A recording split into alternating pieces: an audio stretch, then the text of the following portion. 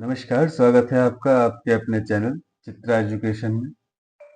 और आज की क्लास में हम एनसीईआरटी क्लास 6 हिस्ट्री की पुस्तक हमारा अतीत के अध्याय 7 की शुरुआत करने जा रहे हैं, जो कि सीटीईटी व अन्य परीक्षाओं के लिए काफ़ी महत्वपूर्ण है, जिसमें एनसीईआरटी का निचोड़ के कुछ महत्वपूर्ण बिंदु हैं। वीडियो शुरू करने से पहले अगर आप चैनल पर नए हो तो चैनल को सब्सक्राइब करें, वीडियो को लाइक करें और ज़्यादा से ज़्यादा शेयर करें। तो शुरू करते हैं आज की क्लास का 7वां अध्याय, राज्य से साम्राज्य।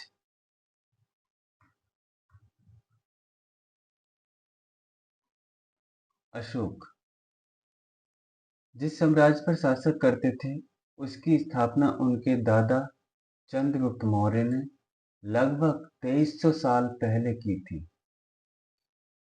चाणक्य या कौटिल्य नाम के बुद्धिमान व्यक्ति ने चंद्रगुप्त की सहायता की थी। चाणक्य के कई विचार हमें अर्थशास्त्र नामक किताब में मिलते हैं। साम्राज्य में बहुत से नगर थे। इनमें साम्राज्य की राजधानी पाटलिपुत्र, उज्जैन और तक्षशिला जैसे नगर प्रमुख थे। तक्षशिला उत्तर पश्चिम और मध्य एशिया के आने जाने का मार्ग था। तक्षशिला हमारे उत्तर पश्चिम और मध्य एशिया के लिए आने जाने का मार्ग था। दूसरी तरफ उज्जैन उत्तरी भारत से दक्षिणी भारत जाने वाली रास्ते पर पड़ता था। शायद नगरों में व्यापारी, सरकारी अधिकारी और शिल्पकार रहा करते थे। नगरों में व्यापारी, सरकारी अधिकारी और शिल्पकार रहा करते थे। वंश वंश किसे कहते हैं? जब एक ही परिवार के कई सदस्य एक के बाद एक राजा बनते हैं, तो उन्हें एक ही वंश कहा जाता है। मौर्य वंश के 3 महत्वपूर्ण राजा हुए, चंद्रगुप्त और उनका बेटा बिंदुसार और बिंदुसार का पुत्र अशोक। मौर्य वंश के 3 महत्वपूर्ण राजा हुए, चंद्रगुप्त और उनका बेटा बिंदुसार और बिंदुसार का पुत्र अशोक। राज्य साम्राज्य से कैसे भिन्न है? साम्राज्य राज्यों से बड़े होते हैं और उनकी रक्षा के लिए बड़ी सेनाओं की जरूरत होती। इसीलिए सम्राटों को राजाओं की तुलना में ज्यादा संसाधनों की जरूरत होती है। इसी कारण उन्हें बड़ी संख्या में कर, जो कि टैक्स होता है, कर इकट्ठा करने वाले अधिकारियों की जरूरत होती है।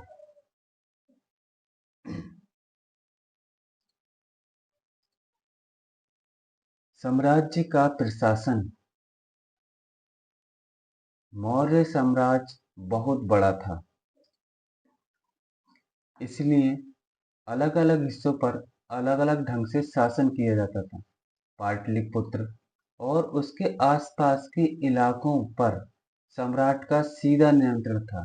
इसका मतलब यह हुआ कि इस इलाके के गांवों और शहरों के किसानों, पशुपालकों, शिल्पकारों और व्यापारियों से कर इकट्ठा करने के लिए राजा अधिकारियों की नियुक्ति करता था, जो राजा के आदेशों का उल्लंघन करते थे। अधिकारी उनको सजा भी देते थे। इनमें से कई अधिकारियों का वेतन भी काट दिया जाता था।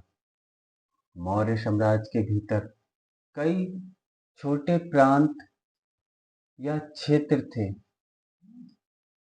इन पर तक्षशिला या उज्जैन जैसी प्रांतीय राजधानियों ने शासन किया था। कुछ हद तक पाटलिपुत्र से इन क्षेत्रों पर नियंत्रण रखा जाता था और अक्सर राजकुमारों को वहां का राज्यपाल गवर्नर बना कर भेजा जाता था।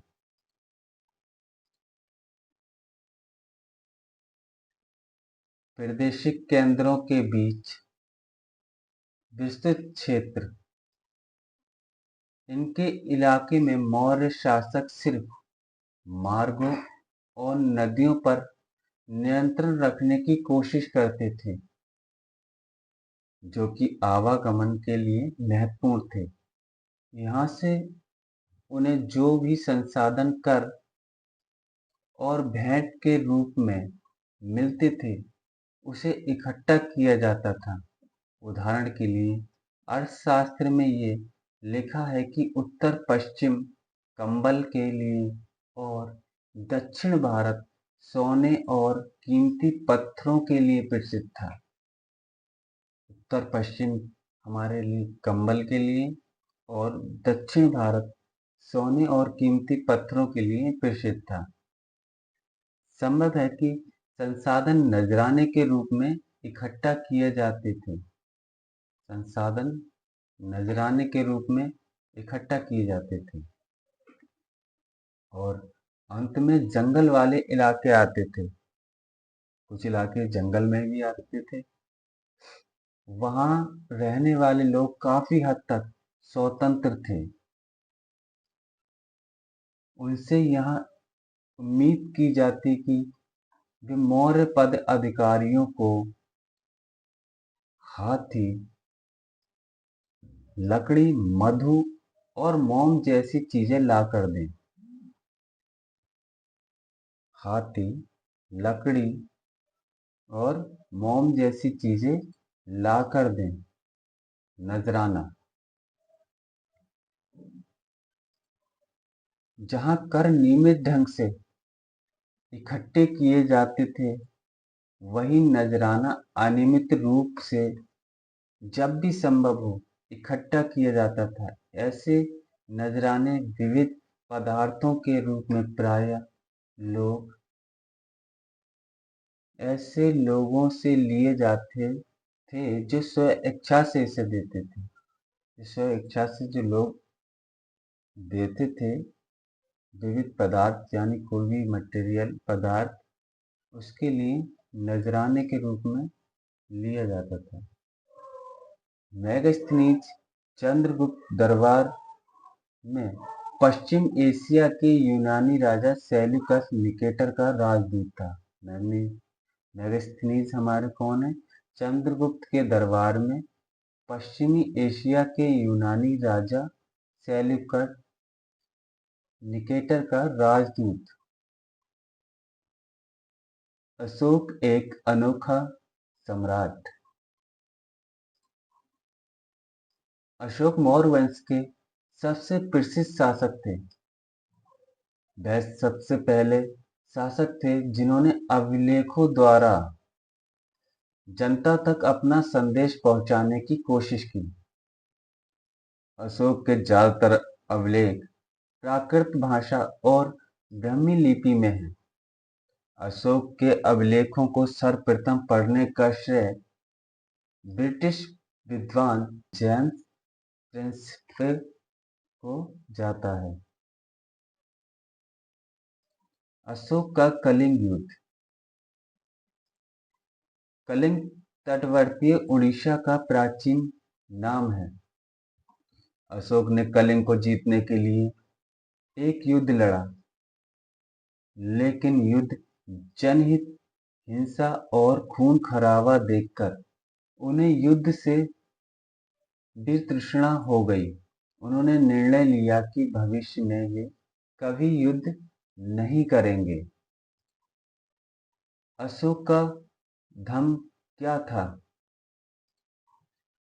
अशोक के धर्म में किसी देवता की पूजा अथवा किसी कर्मकांड की आवश्यकता नहीं थी।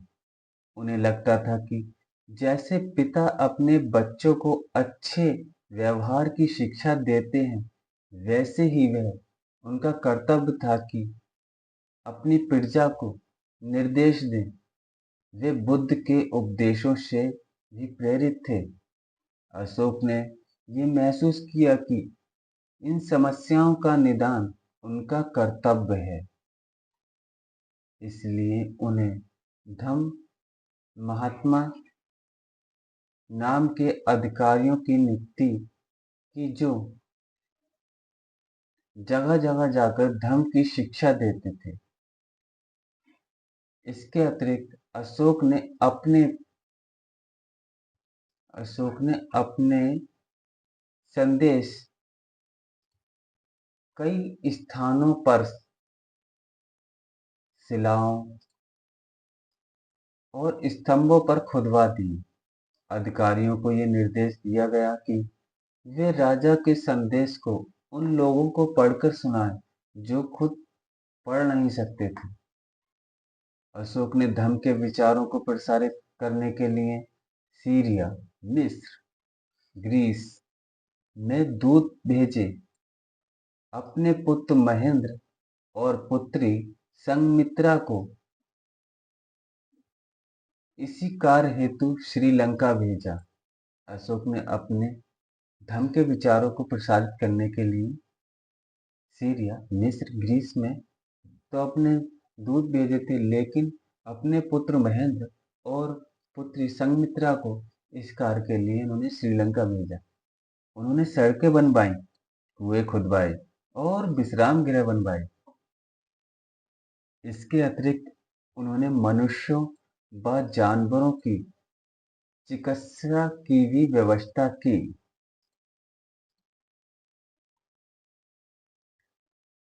ये मूर्ति आप देख रहे हैं, उत्कृष्ट वाले पत्थर की इस मूर्ति को देखो। ये बिहार के रमपुरवा में मिले एक मौर्यकालीन स्तंभ का हिस्सा है। अभी इसे राष्ट्रपति भवन में रखा है। ये उस समय की मूर्ति कला का एक नमूना है, ये जो आप चित्र देख रहे हैं।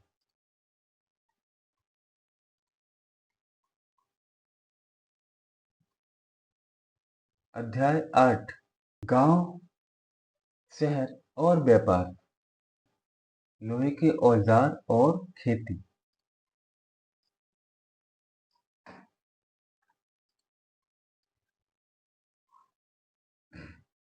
इस उपमहाद्वीप में लोहे का प्रयोग लगभग 3000 साल पहले शुरू हुआ। महापाषाण कब्रों में लोहे के औजार और हथियार बड़ी संख्या में मिले हैं। करीब 2500 वर्ष पहले लोहे के औजारों के बढ़ते उपयोग का प्रमाण मिलता है। इनमें जंगलों को साफ करने के लिए कुल्हाड़ियां और जुताई के लिए हलों के फाल शामिल हैं। लोहे के फाल के इस्तेमाल से कृषि उत्पादन बढ़ गया। लोहे के फाल होते हैं जो कि हल में लगे होते हैं, जो कृषि उत्पादन के लिए काफी महत्वपूर्ण रहे। कृषि उत्पादन बढ़ाने के लिए उठाए गए अन्य कदम क्या थे? सिंचाई के लिए नहरें, कुएं, तालाब तथा कृत्रिम जलाशय बनाए गए। लोगों द्वारा परिश्रम किया गया। किसानों को लाभ मिला क्योंकि अब उत्पादन की अनिश्चितता घटी। कर अदा करने के लिए किसानों को उत्पादन बढ़ाना था।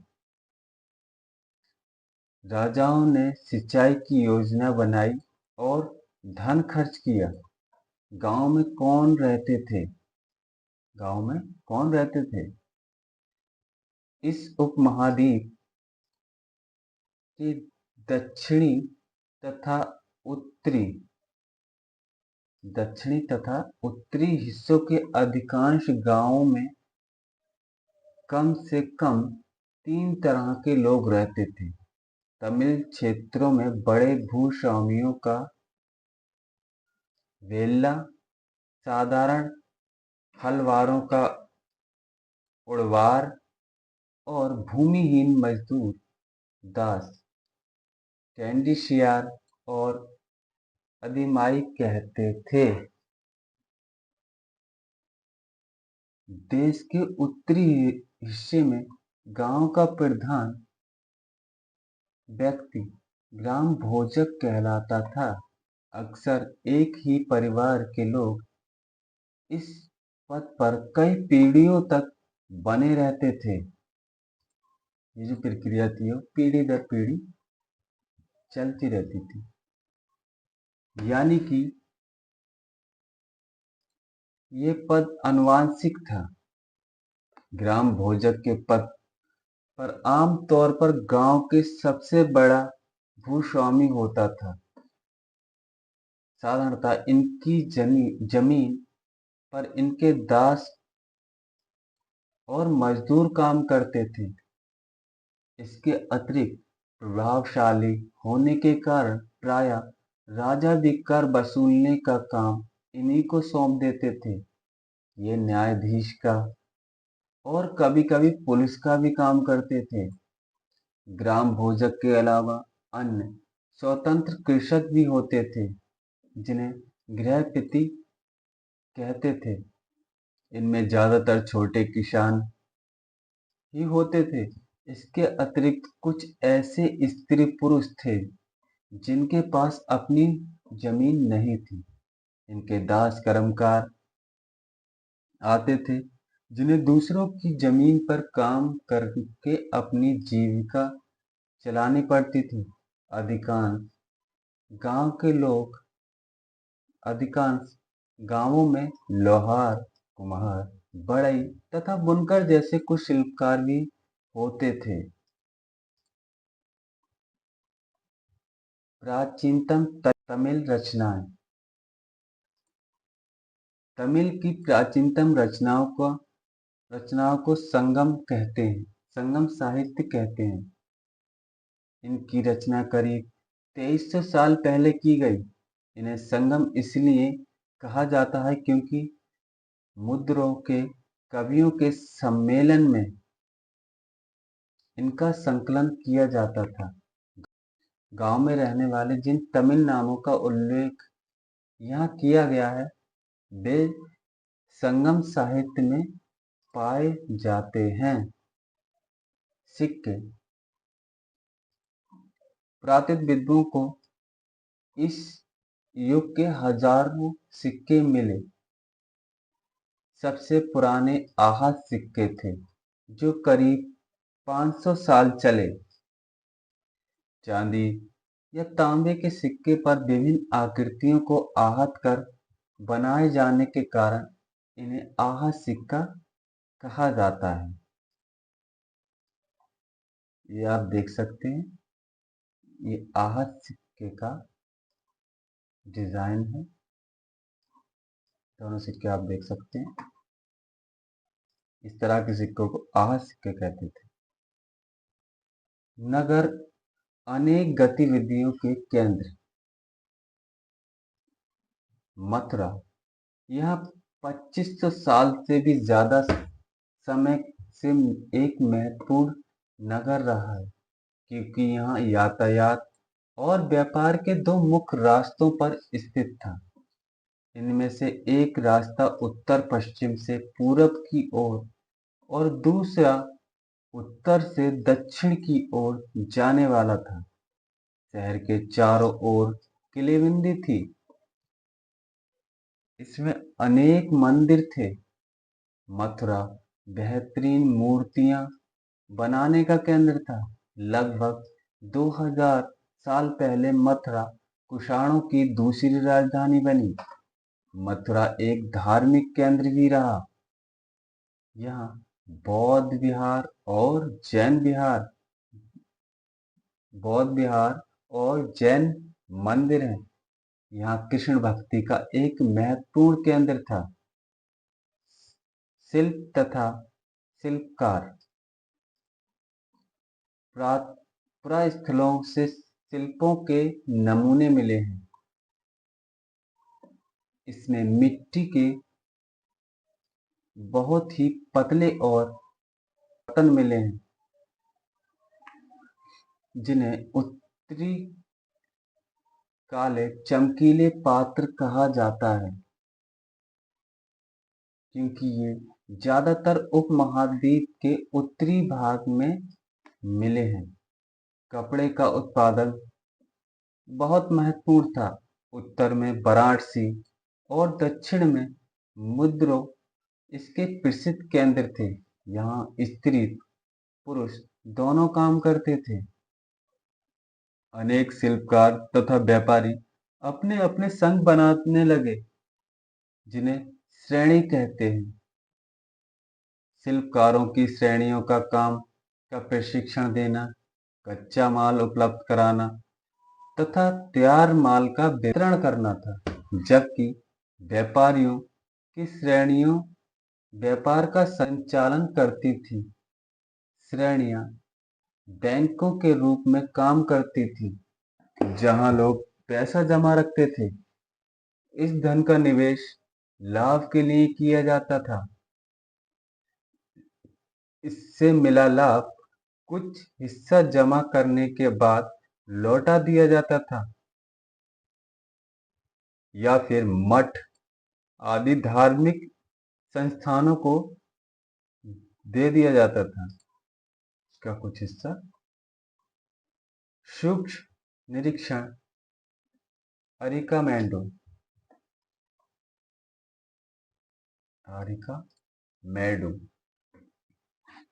आरिकामेडो पुडुचेरी लगभग 2200 से 1900 साल पहले।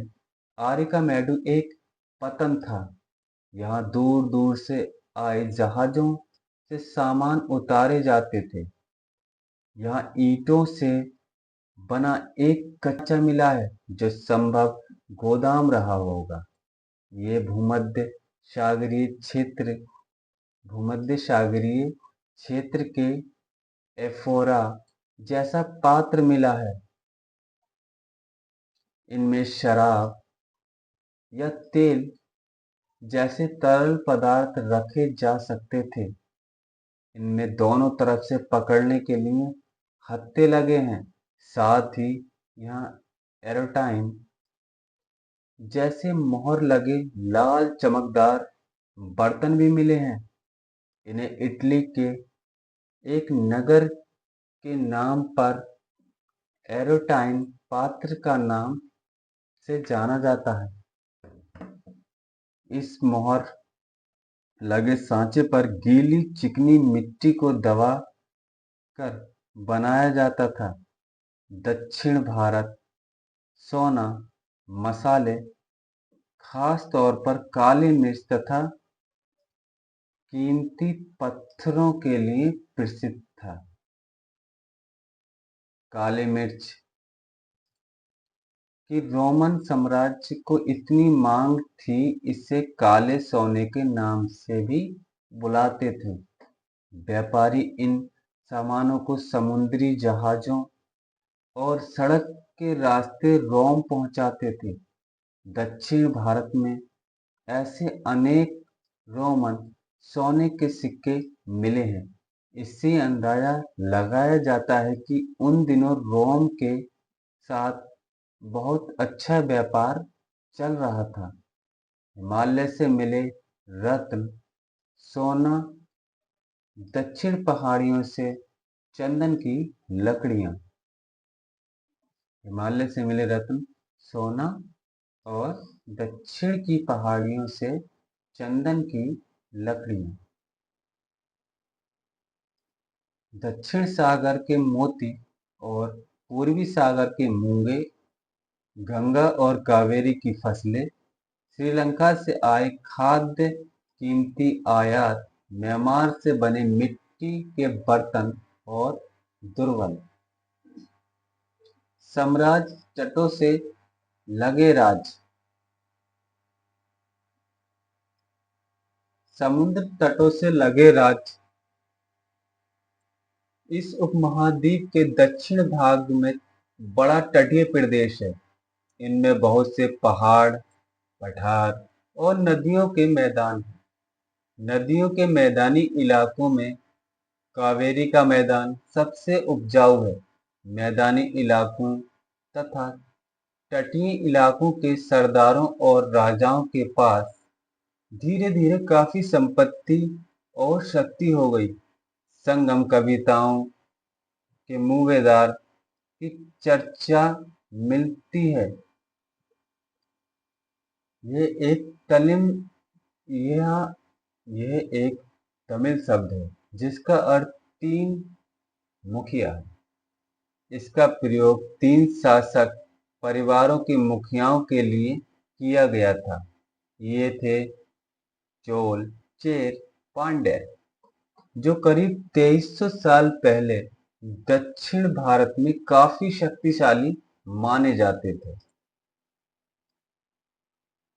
ये थे चोल, चेर तथा पांड्य।